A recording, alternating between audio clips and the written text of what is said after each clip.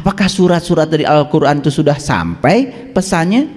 Apa sih pesan Al-Fatihah? Apa pesan Al-Baqarah? Apa pesan Ali Imran? Apa pesan Al-Maidah? Apa pesan An-Nisa? Apa pesan Al-An'am? Apa sih pesan Al-Ikhlas? Apa sih pesan Al-Falaq? Apa sih pesan Anas? Sudah masuk pesannya belum? Itu. Berulang-ulang kita baca tiap hari, pesannya belum sampai. Nah, di balik pesan itu ada isinya. Isinya itu adalah tanda. Jadi sebetulnya surat itu dikirim kepada kita, Allah sedang berpesan bahwa di balik Al-Quran itu ada aku. Clear? Makanya ada kata-kata bijak ya. Siapa yang melihat Quran dengan mata lahirnya, dia hanya melihat kata-kata. Siapa yang melihat Quran dengan pikirannya, dia hanya melihat pengetahuan. Tapi siapa yang melihat Tuhan dengan mata kalbunya, dengan segenap jiwanya, maka dia akan melihat Tuhan.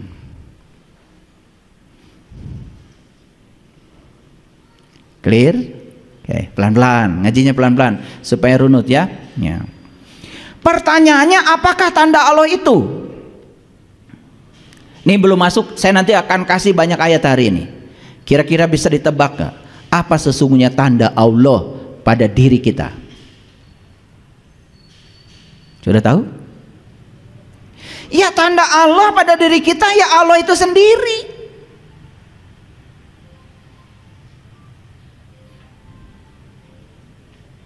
Tanda Allah pada diri kita adalah Allah itu sendiri. Yuk kita buktikan perlahan-lahan ya. Supaya jelas saya sampaikan dulu hadisnya. Jadi dalam hadisnya dikatakan, sampaikan dariku walaupun satu ayat.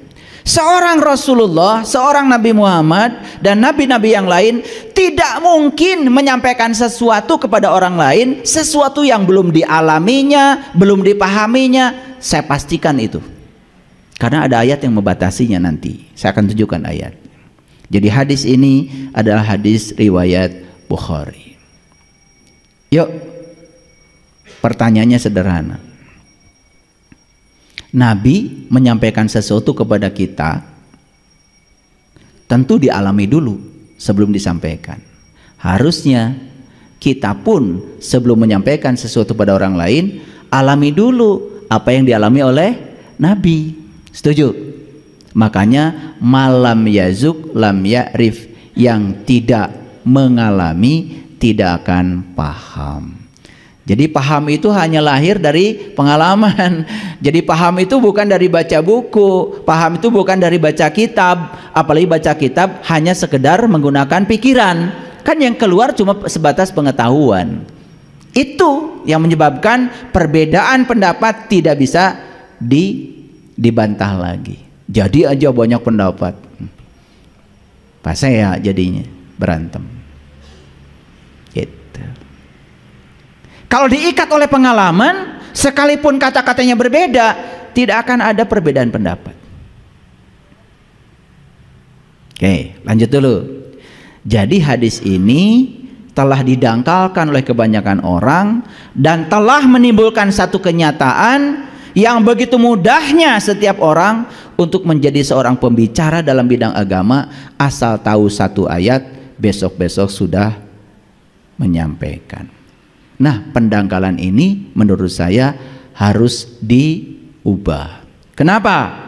Karena ada ayat yang membatasinya dan tidak mungkin hadis dengan ayat Quran itu berlawanan. Sebentar lagi kita akan masuk situ. Baik. Pernah lihat nggak ayat ini? Ini Quran surat Asy-Syaff, surat ke-61 ayat 2. A'udzubillahi minasyaitonirrajim. Bismillahirrahmanirrahim. Ya ayyuhallazina amanu lima taquluna ma la taf'alun. Hai orang-orang yang beriman, mengapa kamu mengatakan sesuatu yang tidak kamu kerjakan? Pernah nggak nyuruh anak melakukan sesuatu, padahal sesuatu itu sebetulnya oleh kita pun tidak dilakukan? Pernah? Pernah apa sering? Diturut nggak kira-kira sama anak? Ya enggak. Makanya saya tidak pernah menyuruh. Ini saksinya ada istri saya. Tidak pernah menyuruh, tapi saya melakukan.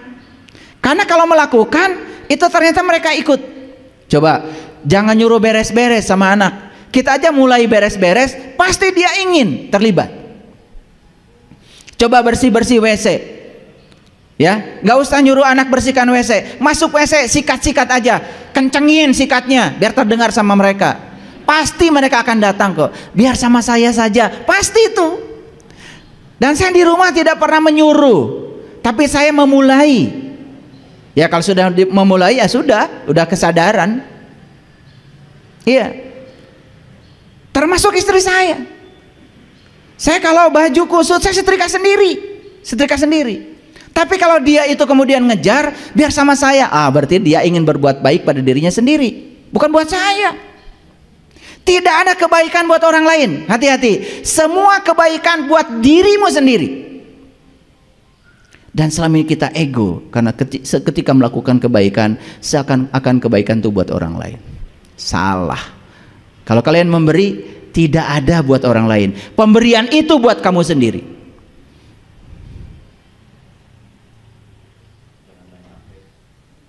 Ya? Jangan main HP. Lah, ibunya bilang jangan main HP sambil main HP. Yang saya tidak melarang main HP ya, karena sekarang banyak yang bisa dipelajari di HP. Mungkin juga kalian yang datang di sini mungkin gara-gara juga lihat HP kan, lihat YouTube saya, mungkin. Ya itu makanya saya tidak menyerang. Tetapi kalau jangan main game, ibu bapaknya sedang asik main game. Nah ini masalah. Lihat saya semuanya. Ya ayyuhallazina amanu lima taquluna ma la taf'alun. Kemudian Allah mengatakan kaburo maktan indallah antakulu ma la taf'alun. Amat besar ketidakriduan di sisi Allah bahwa kamu mengatakan apa yang kamu tidak kerjakan. Yuk lihat saya semua. Ilmu itu syaratnya harus koheren. Tidak boleh bertentangan. Tidak mungkin hadis dengan Quran bertentangan. Hadisnya mengatakan sampaikan dariku walaupun satu ayat. Kalau ayat yang dimaksud adalah ayat yang tadi, sementara Quran membatasi jangan kamu mengatakan sesuatu yang kamu tidak mengalaminya, tidak memahaminya, tidak merasakannya. Kalau itu kita gabungkan berbenturan kan? Di satu sisi kita boleh mengatakan yang penting kita tahu satu ayat kan begitu? Di satu sisi Quran membatasi tidak boleh kamu mengatakan sesuatu yang kamu tidak mengalaminya, merasakannya karena kamu tidak paham. Nah sekarang bagaimana sesuatu yang tidak koheren menjadi koheren, tidak bertentangan? Sekarang pahami. Ayat itu tanda Allah yang ada pada diri kita yang paling besar itu adalah ruhku yang Allah tiupkan ke dalam diri kita. Makanya ada hadis yang mengatakan man arafa nafsahu faqad arafa robba. Siapa yang kenal dirinya, dia kenal Tuhannya. Siapa diri kita itu sesungguhnya? Bukankah diri kita itu adalah ruhku yang Allah tiupkan ke dalam kita? Fa iza sawaituhu wa nafakhtu fihi min ruhi faqa'u lahu sajidin. Tanda Allah yang nyata dalam diri kita adalah adanya ruhku yang Allah tiupkan ke dalam diri kita. Makanya ruhku sering disebut sebagai bagian dari dirinya. Ruhku sering disebut sebagai percikan dari cahayanya. Banyak istilah-istilahnya. Tetapi gara-gara ruhku itulah kita hidup, bukan? Setuju sampai sini? Jadi tanda Allah yang nyata dalam diri kita adalah kehadiran ruhku yang Allah tiupkan ke dalam diri kita. Kenali ruhku, berarti kita sudah mengenali satu tanda. Dan kalau sudah mengenali satu tanda, berarti kita sudah beriman. Kalau kita sudah beriman, berarti kita sudah boleh membicarakan sebatas yang sudah dialami. Maaf ya, Iman kita kan iman percaya. Percaya belum mengalami. Kan lucu. Percaya sesuatu padahal belum mengalami. Kok bisa? Terus terang kalau saya disuruh mempercayai sesuatu yang saya belum membuktikan, belum mengalaminya, ya saya tidak bisa. Walaupun dipaksa saya tidak bisa. Makanya muncullah la ikraha fiddin. Makanya agama tidak ada paksaan. Karena tidak boleh memaksa orang lain harus percaya.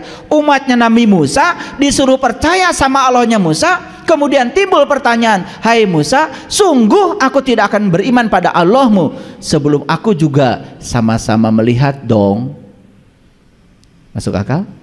Oke. Ini saya jelaskan secara saintifik. Pendekatan saya saintifik. Artinya cerna ya. Kalau kita bisa jujur pada diri sendiri, ini awal menemukan hidayah. Karena awal menemukan hidayah itu, satu mau mendengar, yang kedua mau mengikuti, dan mengikuti itu syaratnya satu, jujur pada diri sendiri. Jujur pada diri sendiri, itu kuncinya. Clear sampai sini? Masih berlawanan hadis itu? Tidak kan? Jadi artinya tidak sembarangan seseorang boleh menyampaikan sesuatu kepada orang lain, apalagi dia belum mengalami, belum merasakannya. Tidak boleh, kan ayat ini membatasi. Clear? Oke, kalau gitu saya lanjutkan. Pelan-pelan ya, pelan-pelan. Ini ayatnya yang saya sampaikan. Apa sih tanda Allah dalam diri? Ini ayatnya. Fa idza sawaituhu wa nafakhtu fihi min ruhi faqa'u lahu sajidin. Maka ketika aku telah menyempurnakan kejadiannya, menciptakan tubuh di rahim ibu dan telah meniupkan ke dalamnya ruhku. Itulah diri sejati kita. Itu pribadi kita yang sebenarnya. Dan pribadi kita yang sebenarnya, yang sejati, ya ruhku itu. Nah, nanti saya akan gunakan begitu banyak analogi, ya. Sabar dulu, kita baca dulu ayat-ayatnya. Ulang dulu, tanda Allah yang paling besar dalam diri kita apa? Ruhku. Satu saja kenali itu. Makanya Allah lewat Rasulnya menjamin, siapa yang kenal dirinya, maka dia akan kenal Tuhannya. Cukup mengenali pribadimu yang sejati, maka kita akan tahu segalanya. Clear? Oke, lanjut. Pelan-pelan ya. Nah. Apakah wujud ruh itu menurut Al-Quran? Jadi saya batasi supaya kita tidak keluar dari konteks. Karena, mohon maaf, banyak sekali istilah-istilah Quran yang ditanyakan ke kamus. Itu jadi nggak nyambung. Karena Quran itu bahasa Tuhan, bahasa Arab, maka satu-satunya yang bisa ditanyai oleh kita, ya Rob. Bukan kamus. Kalau tanya kamus, itu jadi bahasa manusia. Oke, baik, kita lihat. Kita baca ya ayatnya ya, supaya jelas. Wa kadzalika auhayna ilaika ruhan. Apa? Ada kata ruh di situ? Ada. Saya terjemahkan ya. Dan demikianlah kami wahyukan kepadamu ruh min amrina, dengan perintah kami. Jadi ruh itu diperintahkan ke sini. Makanya sebetulnya manusia itu sejatinya adalah ruh. Sesungguhnya manusia itu sejatinya adalah makhluk spiritual. Sesungguhnya sejatinya manusia itu adalah makhluk cahaya. Dikaryakan di semesta untuk mencahayakan semesta. Sekarang manusia lupa pada jati dirinya. Datang ke semesta malah ikut menggelapkan semesta. Lupa akan asal muasalnya sebagai makhluk cahaya. Yuk, saya mengajak. Mari kita cahayakan semesta ini. Makanya leluhur kita mengatakan, ya, tugas kita di sini adalah memayu hayuning bawono, mempercantik semesta yang sudah cantik itu. Siapapun yang berkontribusi mempercantik semesta yang sudah cantik, itulah yang disebut dengan orang soleh. Ada pertikaian, dia datang untuk mendamaikan. Mempercantik itu. Bukan malah menimbulkan pertikaian baru. Bahkan saya kalau di rumah, kalau ada satu bunga di rumah saya mati, masalahnya bukan pada bunga, masalahnya penghuni rumah. Tidak ada kasih sayang. Makanya saya pagi-pagi tidak pernah minum sebelum saya kontrol dulu supaya bunga di rumah saya minum. Saya tidak sarapan pagi kalau ikan di rumah saya tidak makan. Mereka harus duluan makan, baru saya makan. Karena yang namanya anggota rumah tangga itu bukan hanya manusia. Bahkan di rumah kita juga ada anggota yang tidak kelihatan. Jangan lupa. Bunga tuh anggota, ikan tuh anggota, semua makhluk hidup yang dihadirkan di rumah kita tuh anggota rumah tangga kita. Apa kabar? Sampai ada bunga mati di rumah kita. Kalian kemana? Bagi saya, ini kehilangan cinta kasih ini. Bukan soal bunganya mati, kehilangan cinta kasih. Tapi kalau kita sudah urus bagus kemudian mati, ya sudah selesai. Dia menjalankan perannya, lain lagi tuh. Tapi kalau mati karena kekeringan, saya kira gak ada cinta kasih. Makanya saya bawel sekali. Kemanapun saya pergi, ya termasuk ke sini, ya saya selalu ngontrol. Kemarin saya pergi ke Jelekong itu, tempat yang sedang kita bangun di sana. Ada bunga yang kering, ya udah saya siram. Begitu saya nyiram, sibuk semuanya. Biar sama saya ayah. Tuh. Iya biasa. Kalau saya sibuk semua. Ya saya sibuk bukan karena ingin dipuji, karena saya pengen nyiram. Karena saya barusan minum 1 gelas itu bunga kering, itu ada rumput kering. Masa tidak kelihatan dia kering? Kan kelihatan. Dan itu dianggap hal biasa. Ini soal cinta kasih. Soal cinta kasih para sahabat. Kalau kita sudah merasakan cinta kasihnya Allah di dalam, maka cinta kasih ini akan keluar dari dalam keluar secara otomatis.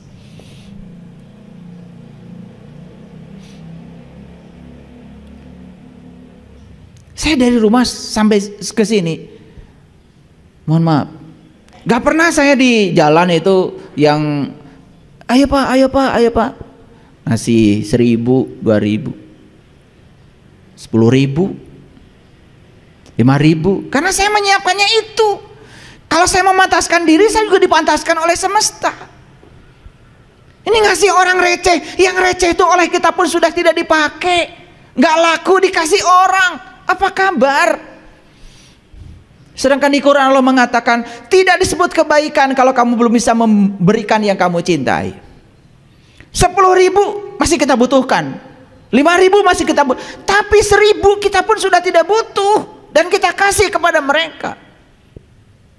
Dan kita mengatakan kita dermawan di sisi itu.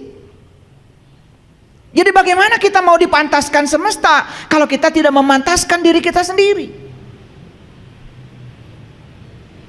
Banyak ya saksinya. Kalau murid saya ikut mobil saya, wah itu di uangnya 10 ribuan, 5 ribuan, buat apa ya? Buat itu Pak Oga yang di jalan. Kan kalau 10.000 masih mending dapat nasi padang toh. 1.000 receh lagi, dilempar lagi ngasihnya, ya Allah. Dan demikianlah kami wahyukan kepadamu ruh dengan perintah kami. Sebelumnya kamu tidak mengetahui apakah itu kitab, sebelumnya kamu juga tidak mengetahui apakah itu iman, tetapi kami menjadikan ruh itu cahaya. Nih saya jelaskan secara ilmiah ya, supaya sebelum membantah itu ya dengar dulu biar dapat hidayah.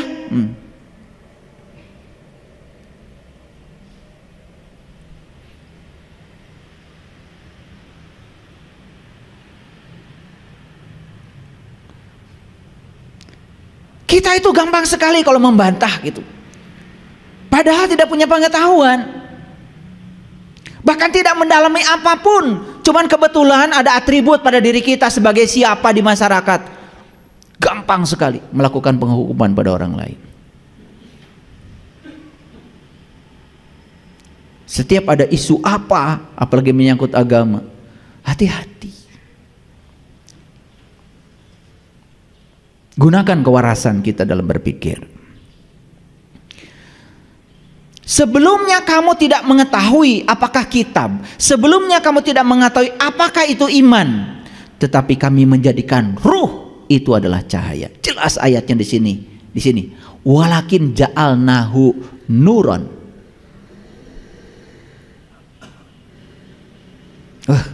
Keren.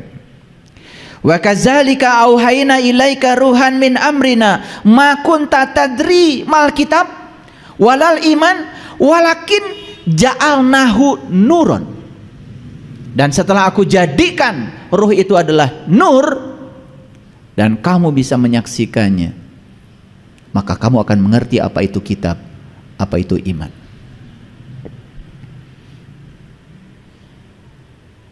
Keren sekali ayat ini. Agak dalam nih ya ngaji hari ini. Kemudian nahdi bihi, yang kami tunjuki dengan cahaya itu siapa yang kami kehendaki di antara hamba-hamba kami. Pertanyaan, ya Allah, akankah engkau menunjukkan kepadaku agar aku bisa menemukan cahayamu ya Allah? Allah akan menjawab, begitu kamu punya kehendak, aku kehendaki. Karena aku hanya menghendaki mereka-mereka yang punya kehendak. Semua ingin dimulai dari dirimu sendiri. Jadi cara Allah menghendaki itu bukan ini dikehendaki ini tidak, ini dikehendaki ini tidak, suka-suka Allah, bukan. Karena di dalam ruhku itu sudah ada kudrat, dalam ruhku itu sudah ada iradat, sudah disemaikan di situ keinginan, sudah disemaikan di situ iradah, sudah disemaikan di situ kehendak. Begitu kehendak kita dimunculkan, menyatu dengan kehendak Allah, dua kehendak bertemu, di situ terjadilah pertemuan. Yuk kita kasih contoh sekarang. Karena kalian ada kehendak untuk belajar, saya ada kehendak untuk mengajar, terjadilah pertemuan hari ini, terjadilah proses belajar mengajar. Dan proses belajar mengajar ini hanya terjadi kalau ada dua kehendak. Betul apa tidak? Kurang apa buktinya? Jadi ingin sesuatu terjadi, ya sudah mulai. Kamu yang menghendaki, biar dikehendaki sama Allah. Makanya Allah bilang di Quran, man kana yarju liqa'a rabbih, man kana yarju liqa Allah, fa inna ajalallahu laj. Barang siapa yang berharap, berkehendak, berkeinginan jumpa dengan Allah, maka waktu yang dijanjikan itu pasti datang. Kepada siapa? Kepada yang berkehendak, itu aja kok sederhana, tidak ada syarat yang lain. Kalau ada yang bilang, wah syarat jumpa dengan Allah tuh harus ini harus itu, itu belum jumpa dia. Banyak syaratnya. Quran juga syaratnya cuma satu kok. Barang saya berharap, pasti waktunya datang. Yang tidak berharap, ya sudah, nggak datang-datang, gitu aja kok. Ada yang telepon tadi pagi sama saya, ayah saya rindu sama ayah. Sebetulnya saya hari ini pengen ke masjid. Bullshit loh. Kalau rindu sama saya dan pengen ke masjid, ya pasti kamu tuh sudah ada di sini. Ngomong sama saya basa-basi begitu. Ya mohon maaf, jadinya saya omelin. Bullshit aja kamu ngomong begitu, saya bilang. Sama saya lagi. Ya sama yang tidak sadar ngomong begitu, ya mungkin yes saja. Sama saya mohon maaf, ya saya omelin. Kalau kamu kuat keinginannya, kamu ada di sini sekarang. Karena yang mengantarkan kita ke sini itu kan tekad. Coba, yang dari Gombong ada di sini karena tekad. Maaf, kalau tekadnya kuat, semesta itu akan memfasilitasi. Bahkan saat ngomong begitu mau ke Bandung, mungkin duitnya belum ada. Begitu mau pergi ada duitnya. Tanya coba, tahu kok saya. Nggak usah ngobrol sama saya. Gitu. Jadi jangan banyak basa-basi. Ya.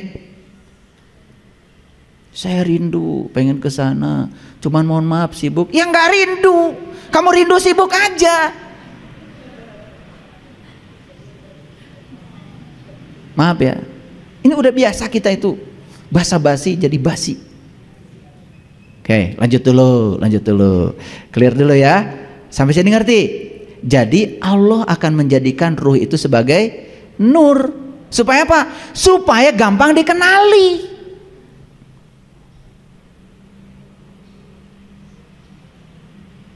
Makanya di Quran surat An-Nur ayat 35 Allah cerita Allahu nurun, kan gitu.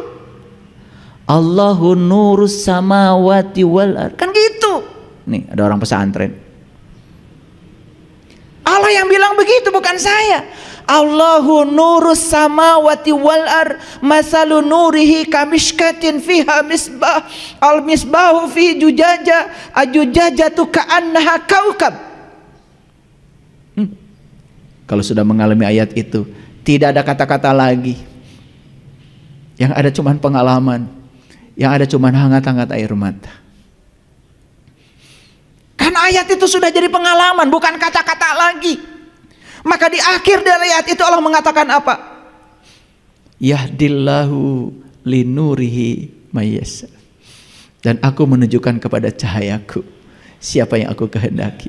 Terima kasih ya Allah, aku telah dikehendaki olehmu sehingga aku bisa sampai pada cahayamu. Sekecil apapun cahaya yang hadir dalam kegelapan batinku ya Allah, sangat berarti dalam kegelapan batinku. Gitu nggak ngajinya? Lanjut dulu, santai dulu, tarik nafas dulu dalam-dalam. Yes, biar sadar. Nah sekarang saya mau jelaskan dulu. Tugasnya para nabi, para rasul itu tadi secara global mengajak manusia kembali kepada Allah. Itu visinya. Misinya, visi dengan misi beda ya. Misinya adalah mengajarkan ilmu ketuhanan, mengajarkan manusia supaya mengenal Tuhan. Makanya ya, tugasnya para rasul itu dirangkum dalam Quran surat Al-Imran ayat 49 cuma 3. Boleh nanti kalau nggak percaya buktikan sendiri ya. Surat Al-Imran ayat 49. 3 tugas rasul. Lihat saya semuanya. Kalau tugas rasul 3, berarti siapapun yang mengaku umatnya rasul, jelas tugasnya 3 juga dong. Masa jadi 5? Yuk, apa saja tugasnya rasul kata Quran? Nih, saya sampai tulis bahasa Arabnya. Yang pertama tugasnya rasul itu adalah wa ubriul akmaha, membebaskan penyakit buta dengan seizin Allah. Wa ubriul akmaha biiznillah. Buta apa? Nah, ada sekelompok manusia yang berteriak kepada Allah, itu diabadikan dalam Quran. Ya Allah Tuhanku, kenapa engkau himpunkan aku dalam keadaan buta? Apa jawaban Allah? Fa innaha la ta'mal absyar walakin ta'mal qulubul lati fis sudur. Yang buta bukan matamu yang itu, tapi yang buta adalah mata kesadaran. Jadi tugas utama rasul yang pertama adalah membebaskan penyakit buta, tentu dengan seizin Allah. Karena di Quran itu semuanya begitu. Ya biiznillah, biiznillah, biiznillah, dengan seizin Allah. Tidak sendiri. Itu sebabnya rasul itu syafaatnya itu diberikan oleh Allah. Makanya Allah bilang di Quran, kullillahi syafa'atu jami'a. Katakanlah hai rasul, syafaat itu jami'a, semua kepunyaan Allah. Jadi apa wujudnya syafaat? Kalau kita mendapati ilmu Allah lewat rasul, dan kemudian kita bisa sampai kepada Allah, ketemu ilmunya hari ini, itu yang disebut dengan syafaat. Syafaat bukan nanti, syafaat itu di sini, saat ini, sekarang. Lanjut. Apa tugas utama rasul yang pertama? Membebaskan penyakit buta dengan seizin Allah. Jadi siapapun yang mengaku dirinya umat rasul, apalagi menyampaikan tanda-tanda menyampaikan itu yang disampaikan tadi. Sampaikan walaupun satu tanda. Berarti dia harus mengalami dulu dong tanda ini. Ini masalahnya belum mengalami apa-apa sudah keluar-keluar di mana-mana. Dan kebohongan kalau diulang, berulang, lama-kelamaan dianggap kebenaran. Itu bahaya. Membentuk paradigma. Kenapa? Karena pada subconscious mind-nya manusia itu ada yang namanya RAS, Reticular Activating System. Itu filter yang jebolnya itu bukan karena baik buruk, jebolnya itu karena pengulangan. Makanya sering mengulang-ulang sesuatu masuk subconscious mind. Wah, kalau sudah di situ perlu bantuan Mas Wendy itu ngeluarinnya. Harus dihipnoterapi.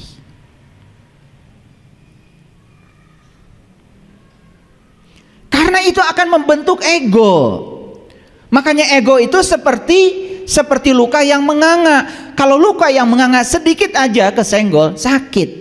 Makanya yang gampang kesenggol itu tandanya masih luka. Gampang marah, baperan, gampang tersinggung, gampang nyolot, gampang bolotot, gampang monyong. Itu.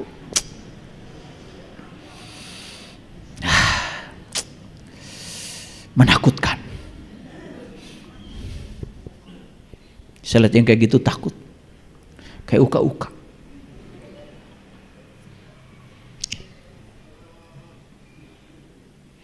Saya sebetulnya kalau masuk ke masjid suka takut. Banyak uka-uka. Oh, di sini mah enggak beda maksudnya. Yang kedua, tugasnya Rasul itu membebaskan penyakit kulit dengan seizin Allah. Wal abroso. Tahu penyakit kulit? Penyakit kulit itu bukan panu, bukan kurap, bukan kudis. Penyakit kulit itu adalah ngerti sesuatu cuma kulitnya saja. Itu penyakit, karena penyakit kulit itu menular. Coba saya tanya, kalian ngerti diri dalamnya apa luarnya? Jawab dong. Penyakit kulit. Ngerti Quran? Hakikatnya, syariatnya? Syariat juga enggak. Bohong. Saya bilang, apa enggak Quran 30 juz? Dari kecil juga udah hafal ayah. Kalau Quran tuh 30 juz katanya. Pinter. Jadi penyakitku itu penyakit luar. Ngerti sesuatu cuma luarnya saja. Yang ketiga, menghidupkan orang mati dengan seizin Allah. Mati yang mana? Kalau orang udah mati dihidupkan lagi oleh Rasul. Rasul sedang melawan Allah. Rasul macam apa model kayak gini? Bukan itu. Orang dalam hidup ini sudah mati, kelihatan sibuk padahal mati kesadarannya. Orang yang kayak gini, kata Nabi Muhammad, harus dihidupkan, harus dibangkitkan, harus dikiamatkan. Makanya tanda kiamat itu satu, akan datang Dajjal. Tahu Dajjal? Saya tiap hari ketemu dia. Tiap hari, ya Allah. Di sini pun ada. Dajjal itu si mata satu. Bukan matanya satu begini, bukan. Di Quran dikatakan, aku berikan kepadamu dua penglihatan. Satu penglihatan lahir, satu penglihatan batin. Kalau kalian mau bebas dari penyakit Dajjal, buka mata kolbu. Kalau hari ini melihat baru dengan mata lahir, itulah Dajjal. Ngapain ditunggu-tunggu?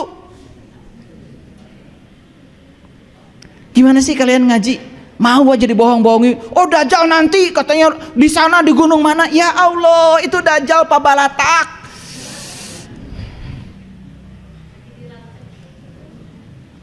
Dajjal tuh si mata satu, matanya cuman mata lahir. Siapapun yang hidup dengan mata lahir, salah persepsi, salah interpretasi, itu Dajjal.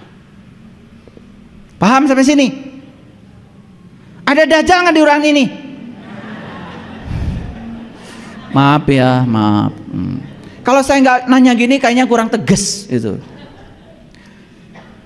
Nah, ketika kita sadar bahwa kita ini si mata satu, Dajjal, oh, saya selama ini pantesan salah persepsi, salah interpretasi, karena saya matanya cuma satu, saya melihat dengan mata lahir, maka saya melihat hanya kulitnya saja. Oh, ternyata Dajjal tuh nggak jauh-jauh nyarinya. Tiap hari dimandiin, disabunin, dilipstikin, ketawa tuh Dajjal. Makanya Dajjal ini harus cari Imam Mahdi. Imam Mahdi, pemimpin yang bisa menunjukkan. Pengen jiwit saya teh kalian tuh. Cari Imam Mahdi, pemimpin yang bisa menunjukkan. Bisa menunjukkan apa? Menunjukkan tanda Allah. Allah tuh bersama kamu. Sedekat itu Allah dengan kamu, kok kamu tidak melihatnya? Ya teh ngalartos teh ngaos teh. Saya udah keringatan gini. Teu karunya atuh ka saya. Makanya setelah ada Imam Mahdi akan terjadi kiamat. Hari kebangkitan. Bangkit apa? Bangkit kita dari tidak sadar menjadi sadar. Cing atuh Dajjal marikir. Yang saya sedih itu si mata satu ini ngomong di mana-mana, seakan-akan dia ngomong kebenaran, padahal ngomong kebohongan, cuma berbaju kebenaran. Kan apa yang disampaikan belum dialami, belum dirasakan, cuma berlindung di balik sampaikan, walaupun satu ayat. Orang teh kudu ngadenge si eta, padahal teu ngartina naon. Ini jantung saya berdetak ya, nggak tahu kenapa nih. Kayaknya Dajjal marah. Yang ketiga, tugas Rasul itu menghidupkan orang mati. Yuk kita ulang, kata Quran, tugas Rasul berapa? 3, harus pintar. 1, menyembuhkan penyakit buta. 2, menyembuhkan penyakit kulit. 3, menghidupkan orang mati. Mati apanya? Kesadarannya. Kalau dia punya kemampuan yang 3 ini, itulah yang disebut dengan pewaris ilmunya Nabi. Itu yang disebut dengan ulama. Maaf ya, saya harus bicara ini karena ini kebenaran, ini Quran. Karena terlalu banyak orang yang mengaku-ngaku. Asal sudah bisa Iqra 1 sampai 3, udah bikin pondok pesantren. Lanjut. Oke. Yuk lihat saya semua. Jadi tanda Allah yang paling besar itu apa tadi? Ruhku pada diri. Wujud ruh itu apa kata Allah? Aku ubah menjadi nur supaya gampang dikenali. Maka semua nabi, semua rasul, perjalanan spiritualnya pasti mengawalinya dengan nur. Nabi Ibrahim bertemu bintang, bertemu bulan. Nur bukan? Nur. Nabi Muhammad juga diabadikan dalam Quran surat An-Najm. Najm itu bintang. Nur bukan? Sunan Kalijaga pun memanjat pohon belimbing. Tahu belimbing? Apa? Bintang. Ler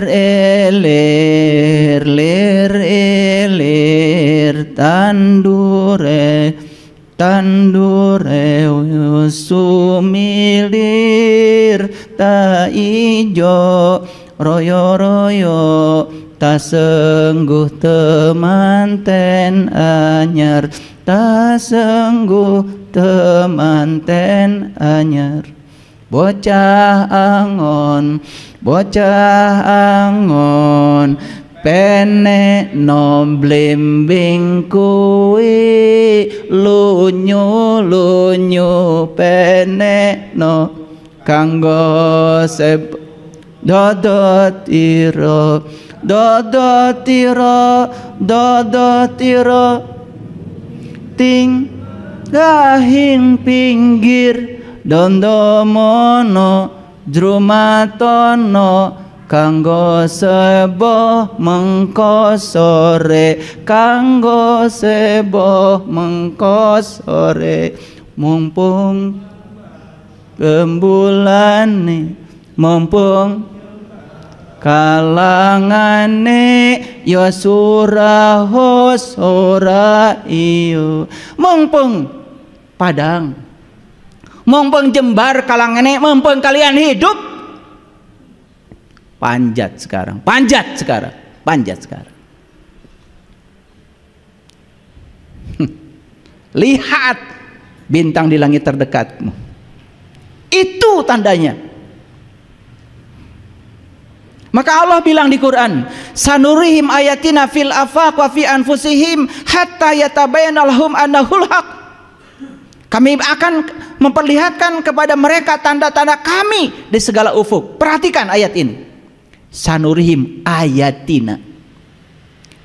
Departemen Agama juga menerjemahkan ayat ternyata tanda juga. Ini saya ambil dari Quran digitalnya milik Departemen Agama. Kami akan memperlihatkan kepada mereka tanda-tanda kami di segala ufuk dan pada diri mereka sendiri hingga jelas kebenaran.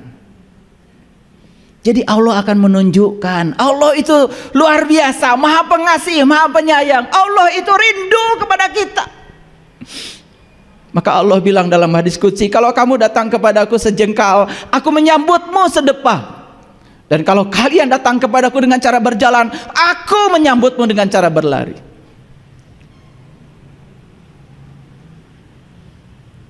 Paham? Jadi Allah menunjukkan tanda-tandanya di mana? Di segala ufuk. Tapi yang paling penting kata Allah, wa fi anfusihim, pada dirimu. Sudahkah kamu menyaksikan tandanya pada dirimu? Sudah? Sudah belum? Kalau belum, kapan?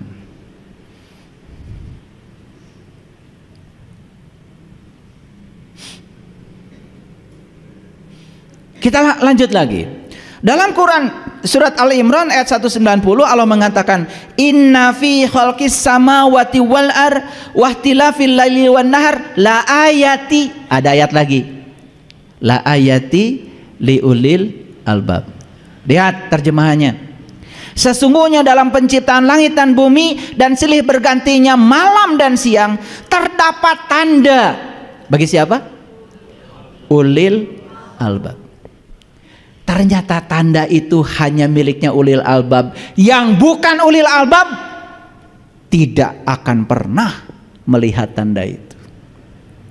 Saya tanya sekarang, kalian ulil albab bukan? Ulil albab bukan?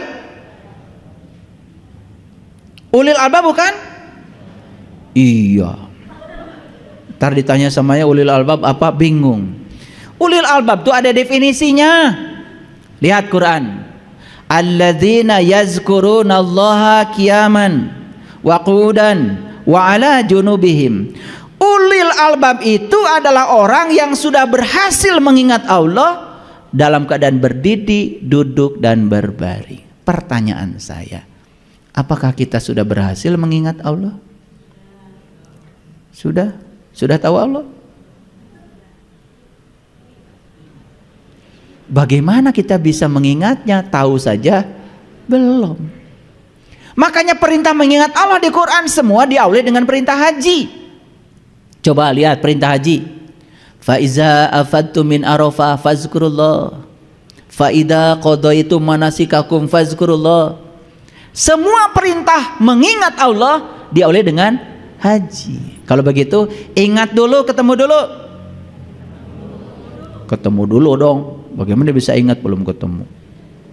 Ya Allah, aku sangat mencintaimu. Bullshit kata Allah. Ketemu aja belum.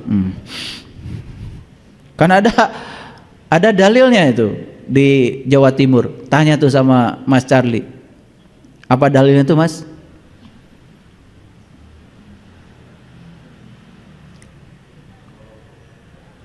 Itu tidak mungkin cinta kalau jarang Ketemu kan itu. Apa tuh?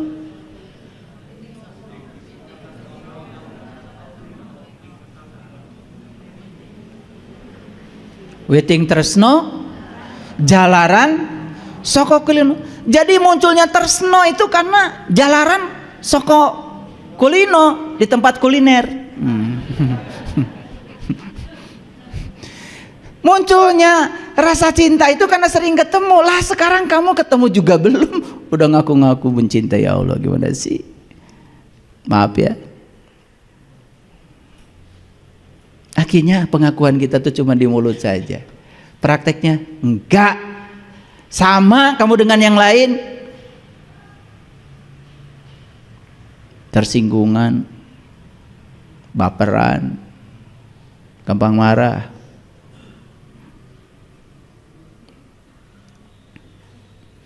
Nah, ulil albab itu karena sudah bisa melihat tanda Allah dalam dirinya. Lihat saya semua. Karena sudah bisa melihat tanda Allah dalam dirinya, maka siapa yang sudah menemukan tanda Allah dalam dirinya, dia juga melihat di semesta ini adalah tandanya.